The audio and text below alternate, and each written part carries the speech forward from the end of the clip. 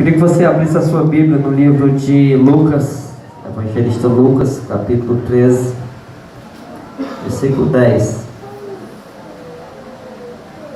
O Lucas é o terceiro livro do Novo Testamento, tem Mateus, Marcos e depois é o livro do médico Lucas. Mateus 13. Lucas 13. Lucas 13, capítulo 13, versículo 10.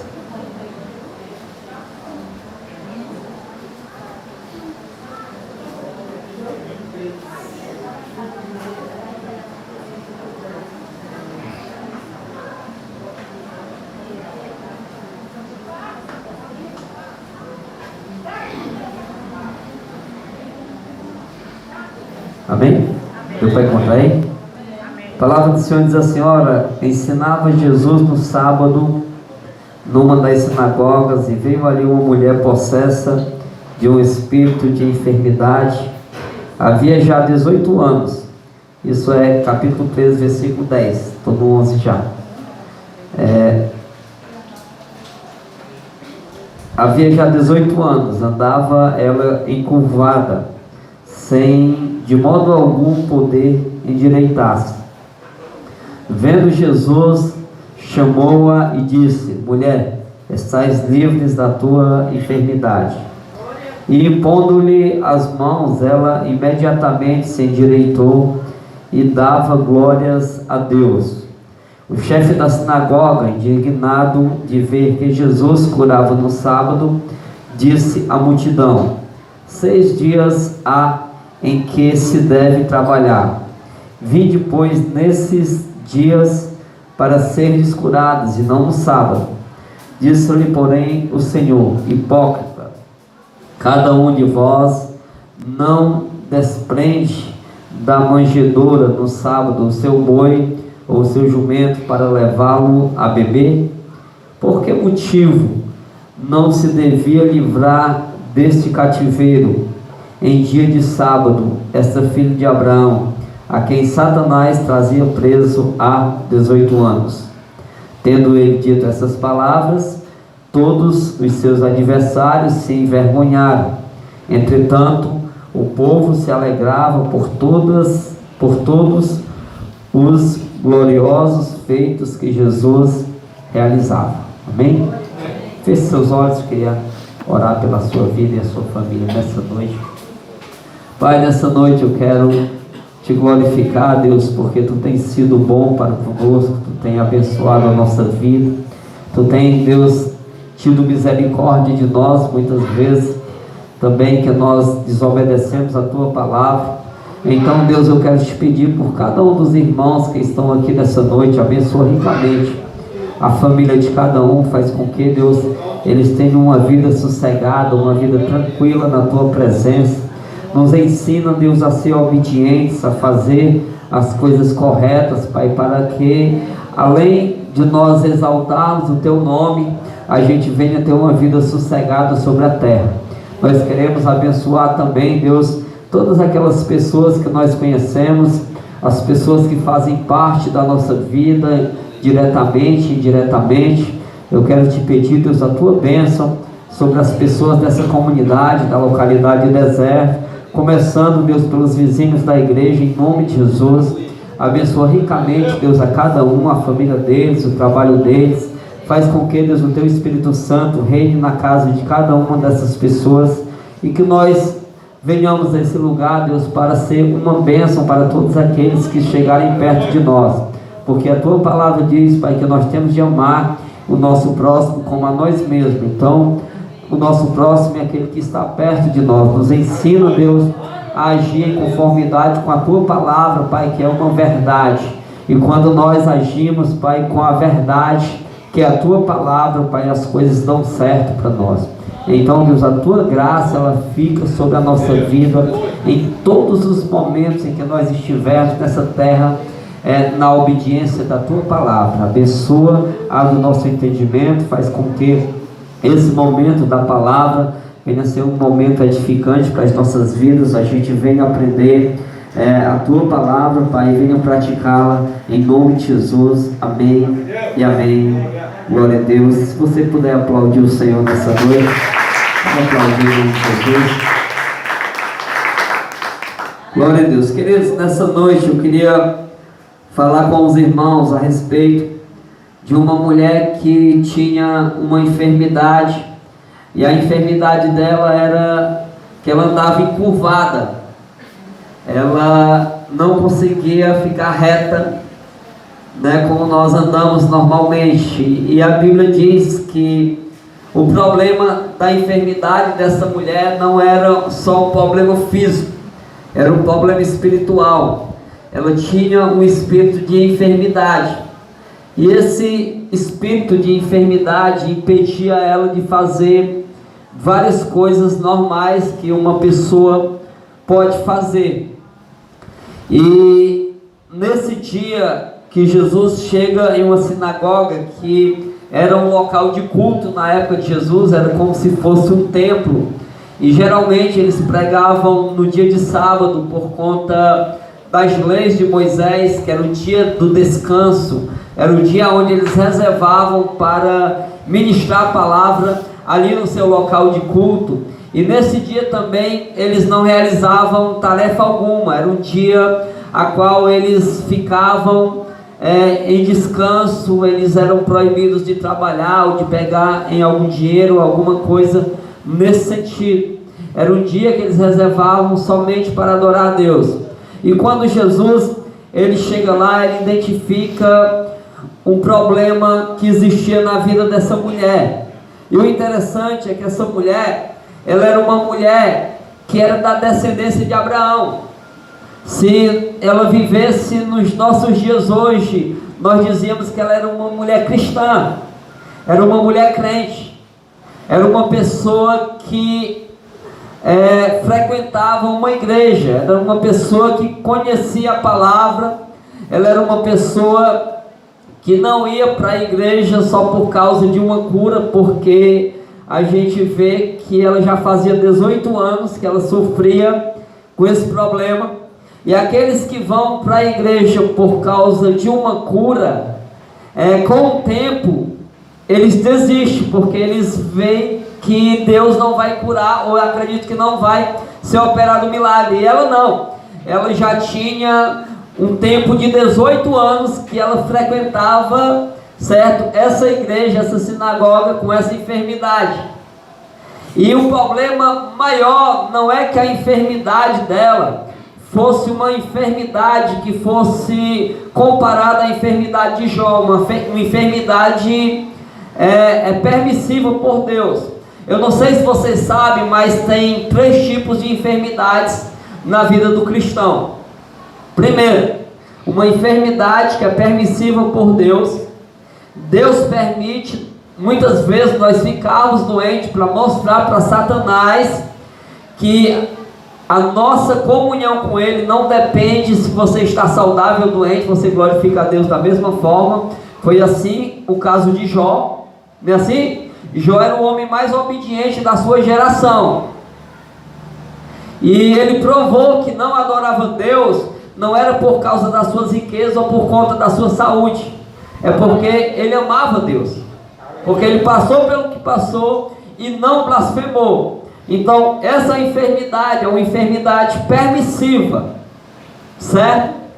Deus permitiu para mostrar para Satanás que Jó era um servo fiel.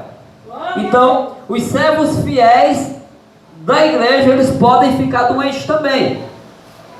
Enfermidades permissivas, Deus permite para mostrar que nós vamos adorar a Deus em qualquer circunstância, ou na alegria ou na dor, nós vamos adorar a Deus. Segunda enfermidade, uma enfermidade consequência do pecado, certo? Existem enfermidades na nossa vida que elas são consequências do pecado. Qual, pastor? Você vai me mostrar biblicamente. Eu vou dizer 2 casos para você. Você vai encontrar no paralítico de Cafarnaum, certo? Aquele homem que está registrado no livro de Marcos, capítulo 2, quando os 4 amigos dele pegam ele em uma cama e vão até a casa de Jesus.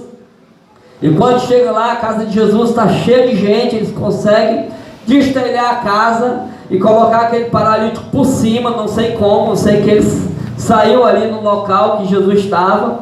E quando Jesus vê ele, o que Jesus faz? Os teus pecados estão perdoados. Mas o que era que o paralítico queria? Andar. Esse era o objetivo dele, em encontrar Jesus. E aí Jesus diz que os pecados deles estão perdoados. Em seguida, Jesus opera o milagre da cura, e ele se levanta, pega a cama dele e vai embora. Então a gente entende que a paralisia daquele homem era por conta de um pecado que ele tinha praticado no passado. Então o pecado também nos paralisa. Por exemplo, quando você se prostitui, quando você, que Deus defenda, adultera, você tem um risco muito grande de pegar uma doença transmissível pelo sexo. Ou quando você é fumante, você corre um risco muito maior de pegar câncer na garganta ou no pulmão do que uma pessoa que não fuma. Está entendendo? Então, esses tipos de doença, eles podem ser consequência do pecado. Também aquele que estava há 38 anos no tanque de Betesda, está lá em João capítulo 5. Jesus cura ele, manda com que ele se levante, também pega a cama e ande. E depois Jesus se encontra com ele no templo, e ele pergunta quem era Jesus. Jesus se revela para ele naquele segundo momento, porque antes eles não conversaram. E aí Jesus diz assim: olha, agora tu vai e não peca mais, para que não te aconteça um pior. Então a gente entende que a paralisia dele era consequência de uma vida de pecado. Se você é uma pessoa que bebe muito álcool, né, o risco de você pegar uma doença por causa do alcoolismo é muito maior do que uma cirrose, sei lá, problema no fígado, é muito maior do que quem não bebe bebida alcoólica. Então existem enfermidades que são consequências do nosso pecado. E a terceira é a enfermidade, que é espiritual. O crente pode pegar uma enfermidade espiritual? Pode. Foi o caso da mulher curvada. E o problema da enfermidade espiritual é que a enfermidade espiritual, ela nos limita de ver as bênçãos de Deus para a nossa vida. Falando simbolicamente, essa mulher era uma mulher curvada, então ela não conseguia olhar para frente, ela olhava para onde? Para o chão. Então ela era uma mulher que tinha uma enfermidade espiritual, e a enfermidade espiritual dela, ela limitava dela se projetar, dela ter planos futuros, dela ser uma pessoa normal. E aí você me pergunta: pastor, mas como pode um crente salvo ser possesso ou ter uma enfermidade de um espírito maligno nesse sentido? Eu lhe digo, a Bíblia diz lá em 1 Pedro capítulo 5, versículo 8, que o inimigo anda ao nosso derredor 24 horas por dia, bramando que nenhum leão, buscando uma brecha para nos tragar. Sabe o que ele quer fazer na nossa vida?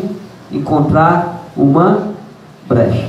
Porque ao nosso redor, a Bíblia diz que os anjos de Deus estão em vigilância. E o nosso derredor existe um inimigo 24 horas. Só que, na questão do livre-arbítrio, nós escolhemos se seguimos a Deus ou não. E existem momentos de deslize na vida do crente, que ele abre brechas para que o Satanás entre. E essas brechas, amados, quando nós abrimos e legalizamos a entrada de um inimigo na nossa vida, ele faz um estrago muito grande. Ele pode até destruir a nossa vida. Agora, Hoje é quinta, terça. Agora, terça-feira, a gente viajou para São Joaquim. A gente foi no domingo e fomos na terça de novo. E desde domingo que eu tinha um aconselhamento com uma menina jovem de lá, não é da igreja, porque na terça, que agora inteirou 8 dias, a gente passou, ela estava possessa de um espírito maligno, e a gente precisou orar para expulsar. A gente já vinha embora, era 9h30 da noite, estava muito cansado, a gente tinha chegado lá cedo, e a gente já vinha embora, eles chamaram a gente. Aí foi eu e a Albaniza, e pela graça de Deus, minhas pernas tremendo e eu sem coragem nenhuma, mas Deus operou um milagre e libertou aquela menina naquele momento, certo, de uma possessão, e ela ficou tranquila, e eu fiquei de volta lá. Ela não é da igreja, a família dela tem umas pessoas que são da igreja, e eu fiquei de volta lá para conversar com ela e dar um direcionamento. E aí nós marcamos no domingo, e no domingo não deu para a gente chegar cedo, e marcamos na terça. Eu disse: eu saio de Itapipoca 3 horas, 4 horas eu estou na tua casa. E marcaram uma reunião para mim 3 horas, e o pastor Fernando disse: olha, no máximo 4 horas eu te libero. Ele foi me liberar 4h45, e eu liguei para a Albaniza: deixa a mala na escada, porque eu não vou subir, vou passar a pegar minha mala, e a gente passa direto para São Joaquim, que a gente tem que fazer essa visita. E nós passamos direto, eu e ela, e a Bia e o Davi, e fomos direto, chegamos lá às 5h30, e fomos direto para a casa dessa jovem. Quando nós chegamos lá, a gente foi conversar com ela, e ela começou a falar as causas e como começou esse problema na vida dela.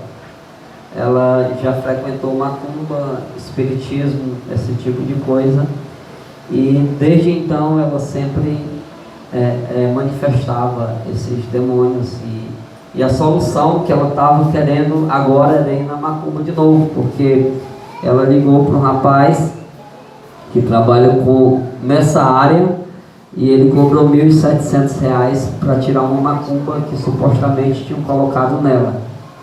E eu disse: pois eu vou te dar a tua cura de graça, se você quiser, agora precisa você querer. E ela disse: qual é, pastor? Eu disse: é Jesus. Jesus é a solução do seu problema. Jesus vai limpar a bagunça que está na tua vida. E quando o diabo chegar na tua casa de novo, que ele bater na porta, quando ele abrir, ele vai encontrar Jesus dentro da tua vida. E nunca mais você vai passar por esse tipo de problema. Mas você precisa querer. E a gente demorou uma meia hora lá, eu e a Albaniza, mais ou menos, no quarto, trancado com ela. Eu disse: tomara que ela não fique endemoniada de novo, pelo amor de Deus. E aí não ficou.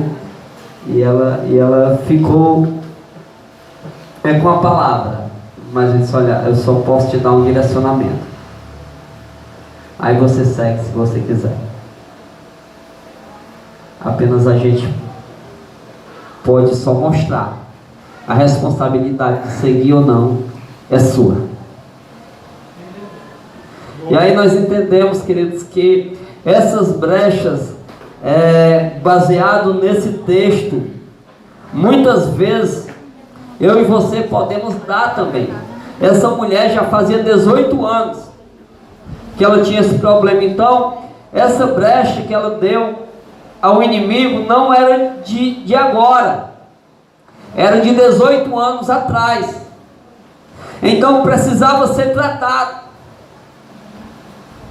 Está entendendo? Existem coisas na nossa vida que precisam ser resolvidas, brechas que precisam serem fechadas. Qual é, pastor? Não sei, o Espírito Santo vai te revelar. Todos nós, amados, precisamos de conserto a cada dia. A palavra do Senhor diz que quem muito é dado, muito será. O crente que você é hoje tem de ser melhor do que o crente que você era no ano passado. E o crente que você vai ser no ano de 2019 tem de ser melhor do que o que você é hoje. A vida cristã é um processo. Está entendendo? Você nasceu quando você aceitou Jesus. Só que na medida que você vai crescendo, vai ficando adulto espiritualmente, as responsabilidades vão aumentando sobre a tua vida. O apóstolo Paulo diz aos Coríntios: olha, vocês são meninos ainda, eu trato vocês com leite, mas vai chegar a hora que vocês vão ter de ser tratados com uma comida mais sólida. Por exemplo, quando a gente tem um bebezinho, a gente trata ele com o maior cuidado, não é assim? Não pode pegar vento frio, não pode pegar sol, tem de ter o maior cuidado de colocar ele no colo, para ele não quebrar o ossinho. O leite tem de ser, se não for o leite materno, tem de ser o NAN1, né? Eu lembro quando meu filho mais velho nasceu, o Lucas, eu saí de casa para comprar um NAN1. Quando cheguei lá, meu dinheiro não deu para comprar nem a metade do lado de leite.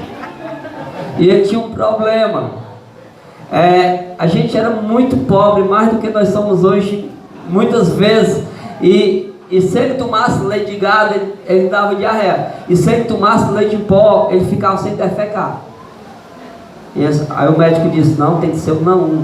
Saí para comprar um NAN1, por exemplo, uma lata de leite há 20 anos atrás, talvez fosse uns R$2. O NAN1 era R$13,95. Eu saí com R$10, era um dinheiro quase de uma semana de serviço. E aí eu disse: meu Deus, não posso comprar lata dessa não. Voltei sem nada. Aí o banheiro disse: cadê o leite do menino? Eu disse: tem não, filha. E aí eu arrumei uma ideia do céu. Não, tu dá um leite de gado hoje, ele fica com diarreia, amanhã tu dá um leite de pó. Foi, filha? Verdade. E aí nós controlamos. E a gente arrumou tática. E aí o menino tem 20 anos no anjo.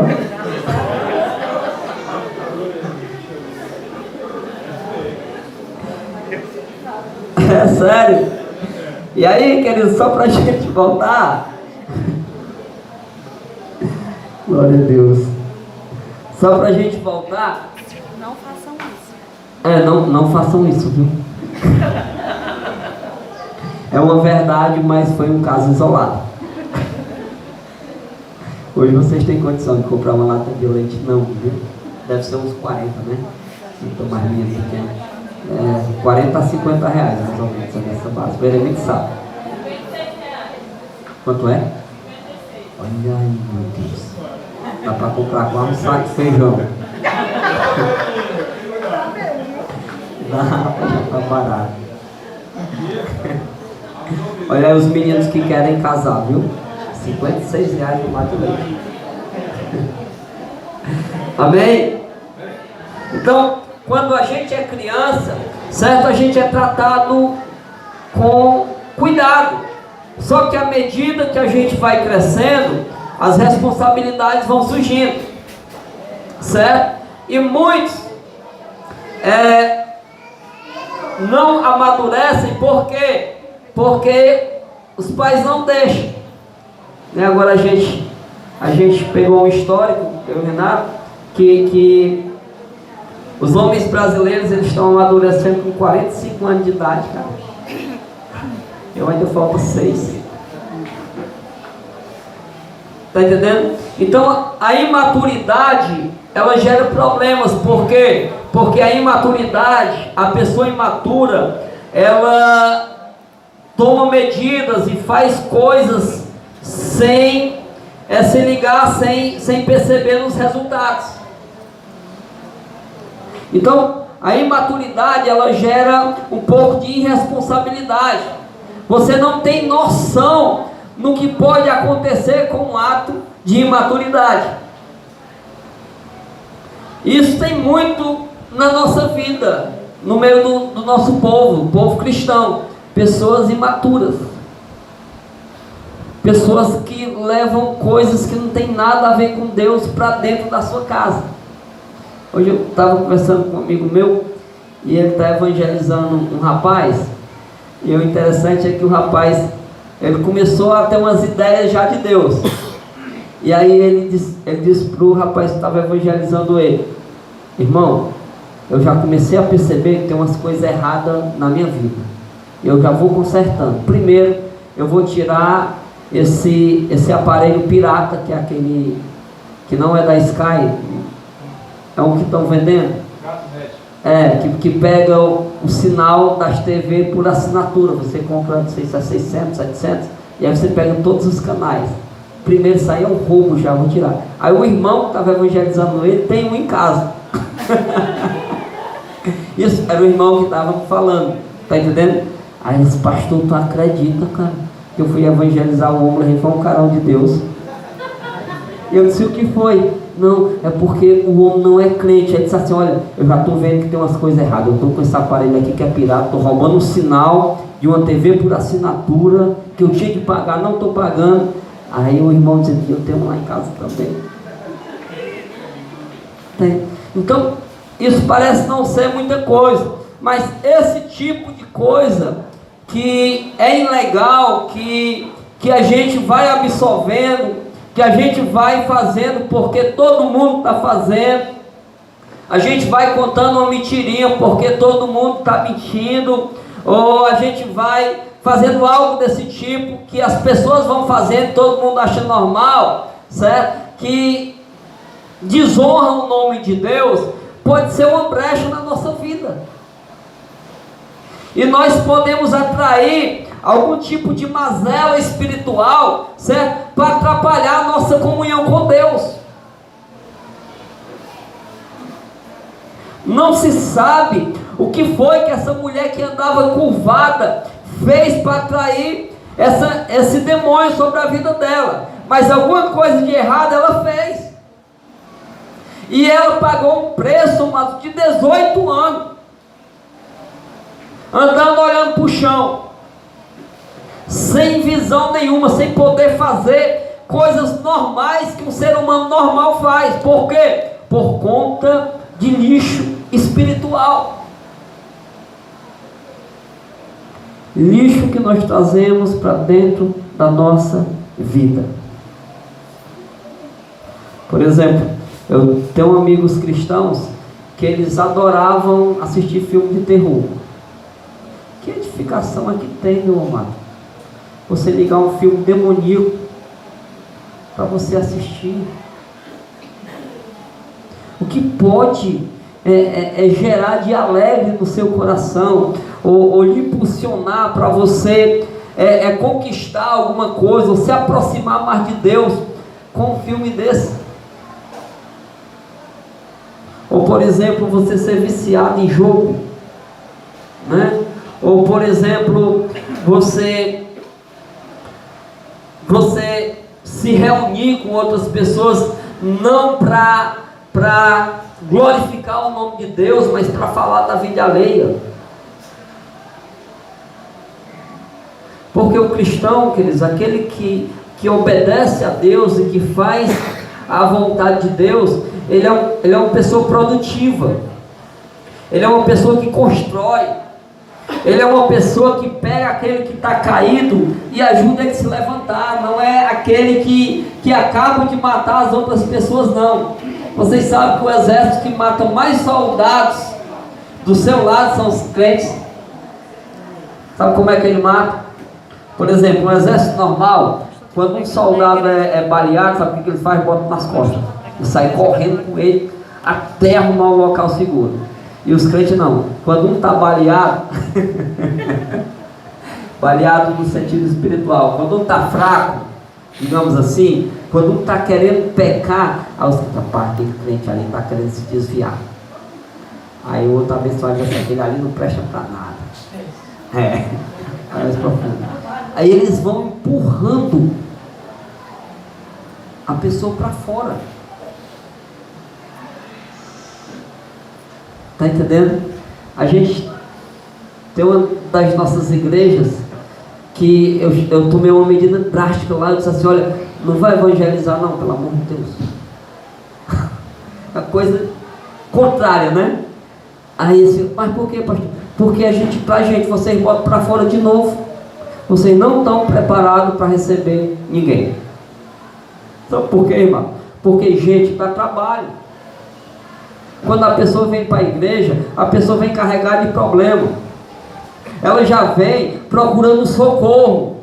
Aí ela chega aqui, ela vem achando que a igreja é o céu. Ela vem achando que todo mundo é gente boa. Ela vem achando que todo mundo gosta dela, porque na hora da unidade todo mundo abraça e Deus te abençoe e tal. E aí quando é mais tarde, ela vê umas coisas meio estranhas. Ela vê um falando mal da vida alheia, ela vê outro brigando com o outro, ela vê outro discordando, ela diz, meu Deus, aqui não existe nessa igreja, só nas nossas outras que existe. E eu disse, olha, a gente não pode receber ninguém, sabe por quê? Porque nós não estamos preparados para acolher. Então a gente precisa ser tratado primeiro. Quando nós começarmos a ser tratados primeiro, aí nós vamos começar a tratar as outras pessoas. Uma coisa que eu ficava louco na minha casa era quando meus filhos brigavam. Porque meus filhos, eles são assim, pensando no pessoal, gente boa com os outros de fora. Rapaz, o Lucas, quando ele vai falar, ele é um menino assim tão educado, tá todo mundo bem, fala, ajuda todo mundo. Pode ligar às 11 horas da noite, ele quer ajudar a Bia do mesmo jeito, a Davi do mesmo jeito. Aí quando estão juntos, é brigando. Aí eu disse, rapaz, que negócio é esse? É meio estranho. Porque os irmãos eram as pessoas que eram para se amar mais. Vocês são do mesmo sangue, vocês moram na mesma casa. E aí é meio estranho você brigar com aquele que é sangue do seu sangue e fazer as coisas boas para aquele que não é nada seu. Não é que seja errado você fazer as coisas para aquele que não é nada seu, está entendendo? É porque é meio contraditório.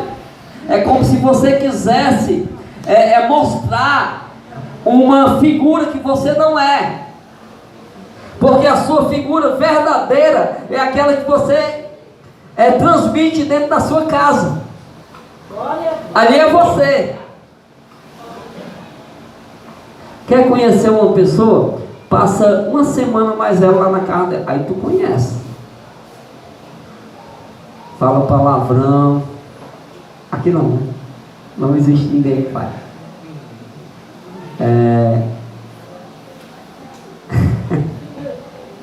Mais ou menos desse tipo, né? Ele é legal com os outros e ignorante com a esposa, mais ou menos desse tipo. Ele é o cara nota 10 lá fora. A gente fez um curso de casais, eu e a Albanice, o Renato fez também com a Elina, e numa primeira aula era pra gente dar a nota, né? Pra esposa. Era segredo, a gente dava a nota. Aí tinha vários pontos. A gente ia dando a nota, de 1 a 10, né? Para fazer uma reavaliação. Lá no final, a gente dá a nota de novo para comparar se a gente melhorou ou não melhorou. Graças a Deus, a nota que eu dei, foi boa. Né? A minha também foi boa. Né? Mas teve um casal lá que deu 1. Sério, a mulher deu 1 pro marido. E o Eremites está fazendo um curso, né, Eremites, na Renascer, de discipulado, para discipular jovens, e era preciso preencher um relatório. Mas sabe quem ia preencher o relatório? A mulher dele. E é lacrado, ele não pode ver. E ele é muito curioso, ele diz, rapaz, não vai aguentar não, vou abrir. Eu disse, não, pode abrir não.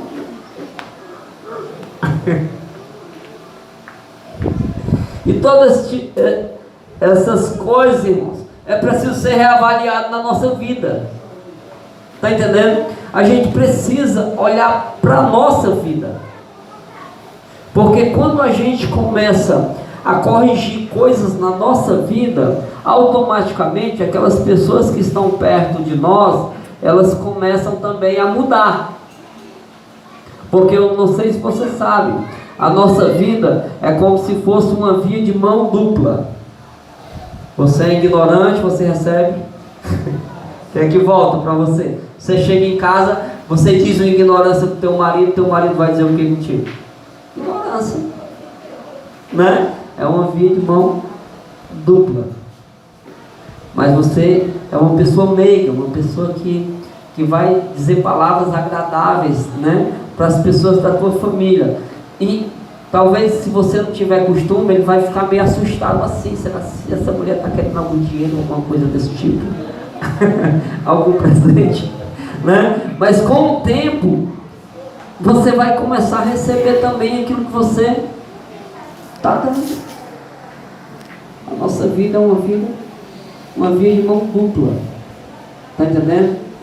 Então, Deus, ele permitiu com que Lucas registrasse esse texto. Foi um único escritor da Bíblia que registrou esse texto da mulher curvada, viu? Para mostrar para nós que muitas coisas ruins acontecem na nossa vida por causa das nossas atitudes.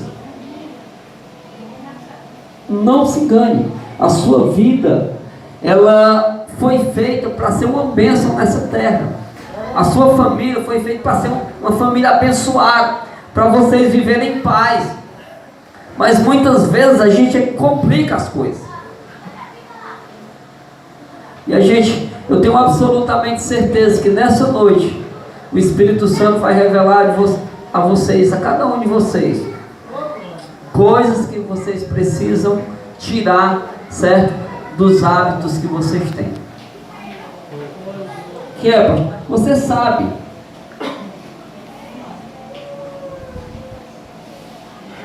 Vocês sabem que tem coisas que precisam mudar. E se você mudar e começar a colocar em prática aquilo que Deus vai te direcionar, eu tenho absolutamente que a tua vida vai ser uma vida vitoriosa e sossegada. Por exemplo, eu e a Albaniza, a gente vai completar 21 anos que a gente casou, agora no dia 14 de dezembro. E para a gente chegar até aqui, se amando e tendo uma família abençoada, a gente precisou mudar um monte de coisa. Por exemplo, não falar mentira. Quando eu saio, eu digo o horário que eu vou voltar, e se eu não voltar naquele horário, aconteceu um imprevisto, eu telefono para avisar que aconteceu um imprevisto. Se eu sair sem avisar e ela perguntar onde é que eu estou, eu digo onde é que eu estou no local exato e com quem eu estou. Então, eu já vou fechando brechas, para não ter um problema, e assim é ela. Ela não tem ciúme de mim, e nem eu tenho dela, só que eu vou fechando brecha. E Deus quer nos ensinar, queridos, a ter uma vida sossegada, a ter uma vida boa. Como? Tirando o lixo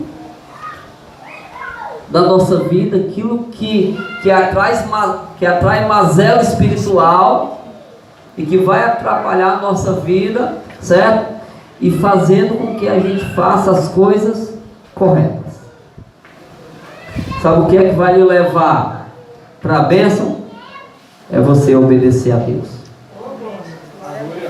Não tem nada nesse mundo que possa lhe levar com mais velocidade a sua bênção e a sua vitória do que a obediência. Uma pessoa obediente, amados, ele entra e sai em qualquer lugar. Ele é procurado. Ele é uma pessoa querida por todos. Ele é uma pessoa de oportunidades, porque ele é disciplinado, porque ele é obediente, porque ele é honesto. Esse é um perfil que todo cristão tem de ter. A gente precisa ter esse princípio de obediência na nossa vida. Pastor, mas eu já aceitei Jesus, eu não sou obediente, eu já tive um novo nascimento, teve um novo nascimento. Só que existe um processo de mudança na sua vida. Todos nós. O apóstolo Pedro, quando ele se encontra com Jesus, em um momento, aí Jesus diz assim: olha, Pedro, o Satanás queria fazer peneira da tua vida, ó. É porque tu não deixou, Jesus? Não, eu não deixei ainda porque tu não se converteu. Mas quando tu se converteu, o cara, 3 anos com Jesus. Ele não já tinha aceitado Jesus? Tinha. Só que ele precisava mudar algumas coisas ainda na vida dele. Então a mudança é um processo. Ou tem alguém aqui que não precisa mudar mais nada? Todos nós precisamos. Certo? Então não lance responsabilidade para as outras pessoas. Receba para você. Porque essa palavra é para todos nós. Amém? Vamos ficar em pé para a gente já estar orando. É o elemento de inscrição.